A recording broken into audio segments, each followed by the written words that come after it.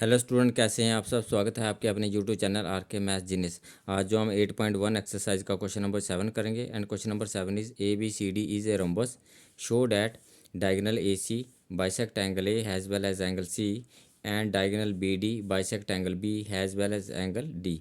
तो इसमें आपको ए बी सी डी आपको एक रोम्बस गिवन है और ए सी डायगोनल है। ए सी डायगोनल जो है एंगल ए को और एंगल सी को बाइसेक्ट कर रहा है, जिसका मतलब है एंगल 1 और एंगल 2 को आपको इक्वल प्रूव करना है एंड एंगल 3 और एंगल 4 को भी आपको जो है इक्वल प्रूव करना है। तो बी डी भी आपके पास जो है बी डी बाइसेक्ट एंगल भी has well has angle D. इसका मतलब है कि आपके पास बी डी जो है डायगोनल बी डी जो है एंगल बी को बाइसेक्ट कर रहा है। इसका मतलब एंगल 5 और एंगल 6 को इक्वल प्रूव करेंगे और एंगल डी को भी बाइसेक्ट कर रहा है। इसका मतलब एंगल 7 और एंगल 8 को भी जो है प्रूव करने को जो पूछ रहा है। तो सबसे पहले हम इसमें लिखेंगे गिवन, हमें गिवन क्या दिया है। तो सबसे पहले हम गिवन लिखेंगे। तो हमें गिवन में क्या दिया है, A B C D is a rhombus. तो हम ये लिखेंगे इसमें A B C D is a rhombus. A B C D is a rhombus. आपके पास ए बी सी डी क्या है, रम्बस है। और उसके पास हमारे पास टू प्रूफ में क्या हो रहा है, ए सी जो है ए सी डायगोनल जो है angle A as well as angle D को बाइसेक्ट कर रहा है। तो टू प्रूफ में हम क्या लिखेंगे, टू प्रूफ में हमें क्या पूछ रहा है, angle 1 is equal to angle 2। जहाँ हमने नंबरिंग करी है एंगल 1 पे जो एंगल ए सी जो है एंगल 1 को जो बाइसेक्ट कर रहा है, इसका मतलब एंगल 1 और एंगल 2 को जो इक्वल प्रूव करेंगे। Angle 1 is equal to angle 2 और ए सी डायगोनल जो है एंगल सी को भी बाइसेक्ट कर रहा है, जिसका मतलब है एंगल 3 और एंगल 4 को इक्वल प्रूव करेंगे। तो angle 3 is equal to angle 4। और सिमिलरली एंगल बी और एंगल डी को भी बाइसेक्ट कर रहा है डायगोनल बी डी। तो इसका मतलब है एंगल 5 इज इक्वल टू जो है एंगल 6 प्रूव करेंगे and angle 7 is equal to जो है आप जो एंगल 8 प्रूव करके दिखाएंगे। तो इसमें जो है हमारा प्रूफ स्टार्ट करेंगे। तो प्रूफ हमें क्या करेंगे, प्रूफ में हम क्या करेंगे, प्रूफ में in triangle A C D. तो आप ट्रायंगल लेंगे in triangle A C D. तो ए सी डी ट्रायंगल में ए डी जो है सी डी के इक्वल है। तो हम इसमें लिखेंगे A D is equal to जो है सी डी है। ए डी सी डी के इक्वल क्यों है, क्योंकि ए बी सी डी का रोम्बस है, रोम्बस की all the side are equal. तो साइड्स ऑफ रोम्बस से लिखेंगे हम रीजन में, साइड्स ऑफ रोम्बस, रोम्बस की जो साइड है वो आपके पास जो है इक्वल होती हैं। तो A D is equal to C D और ए डी के ओपोजिट एंगल 3 है और सी डी के ओपोजिट एंगल जो है 2 है। तो अगर आप इसमें रफ डायग्राम बनाएं एक, तो आपके पास ये सी डी है और आपके पास जो है ए डी है और ये ए सी है आपके पास। तो आपके पास ए सी डी, तो हम क्या बोल रहे हैं, ए डी जो है सी डी के इक्वल है और यहाँ पे आपके पास एंगल 2 है और यहाँ पे आपके पास एंगल 3 है। तो आपके पास ए डी जो है सी डी के इक्वल है और ए डी के ओपोजिट एंगल 3 है और सी डी के ओपोजिट एंगल 3 है। तो अगर इक्वल साइड होंगी तो उनके ओपोजिट एंगल क्या होते हैं, इक्वल होते हैं। तो इसका मतलब है एंगल 2 जो है एंगल 3 के इक्वल है।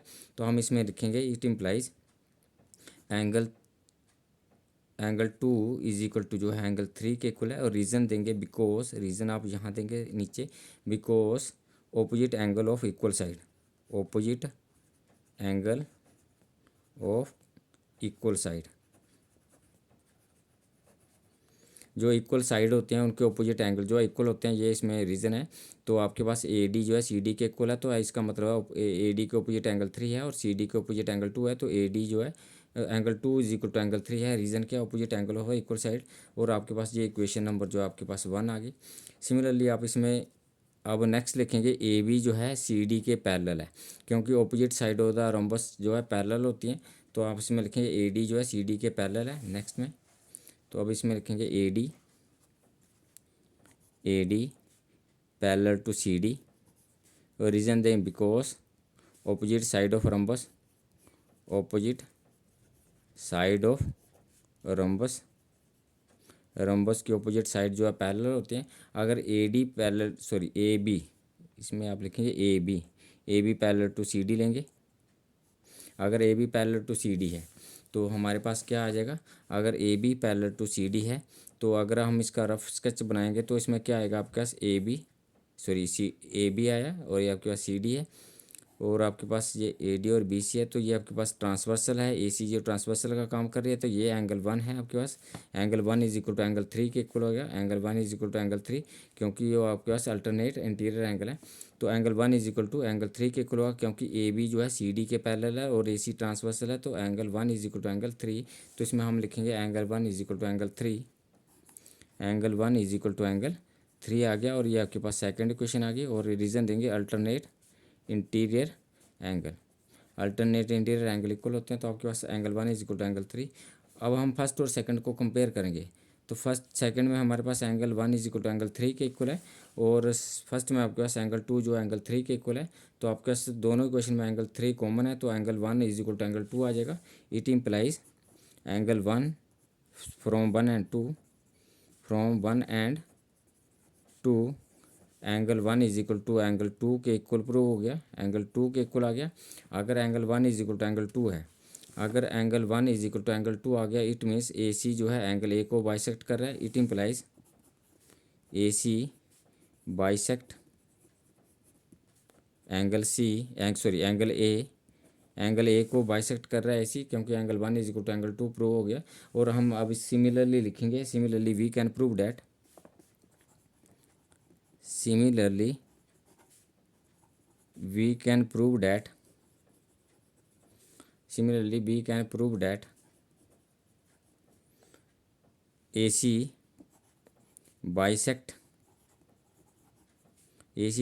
angle C and BD bisect angle B as well as angle D।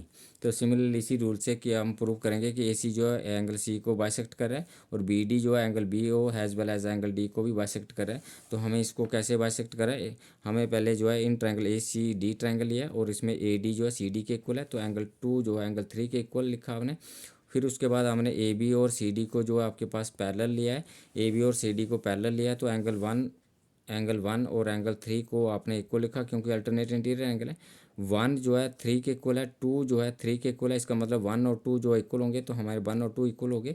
तो 1 और 2 इक्वल हो गए, तो इसका मतलब AC जो एंगल A को बाइसेक्ट कर रहा है। और सिमिलरली हम ये प्रूव कर सकते हैं कि AC जो है एंगल C को भी बाइसेक्ट कर रहा है, एंड VD जो है एंगल B को as well as angle D को भी बाइसेक्ट कर रहा है। तो thank you for watching me.